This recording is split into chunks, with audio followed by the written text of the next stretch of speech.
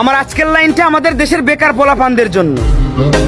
6 থেকে 7 বছর বয়সে পড়াশোনা শুরু করবা, 25 থেকে 26 বছর বয়সে তা শেষ করবা। এবার মা বাবার কাছে পর্যাপ্ত পরিমাণ টাকা না থাকায়, অফিসে মামা খালু না থাকায় বছরের পর বছর ঘুরেও চাকরি মিলতেছে না। তারপর সেই বৃদ্ধ মা বাবার কাঁধে বসেই বেকারত্ব জীবন পার করবা। অন্যদিকে শখের মানুষের বিয়ে হয়ে যাচ্ছে, তার বাড়ি থেকে বলতেছে পোলায় কি করে। পোলায় এখন গ্রাজুয়েশন কমপ্লিট করে বর্তমান মা বাবার কাঁধে বসে বেকারত্ব জীবন পার করতেছে। এমন একটা ছেলের সাথে আমার মতো অভিভাবক হলেও আমি ডিরেক্ট রিজেক্ট করে দেবো, কখন আমার মেয়েকে বিয়ে দেবো না।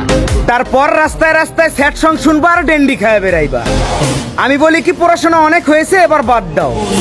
আজকেই পাসপোর্ট অফিসে যাওয়ার একটা পাসপোর্ট বানাও, 10 বছরের মিশনে প্রবাস জীবনকে বেছে নাও। দেখবা 2 বছর যেতে কি না যেতেই তোমার বাড়িতে একটা বিল্ডিং হয়ে গেছে। 10 বছরের মিশন শেষ করতে ব্যাংকে মোটা অঙ্কের টাকাও হয়ে গেছে। তারপর বাড়িতে ফিরে এসো, দেখবা তোমার জন্য মেয়ে নয়, মেয়ের মাও রাজি হয়ে গেছে। কথাটা মাথায় রেখো।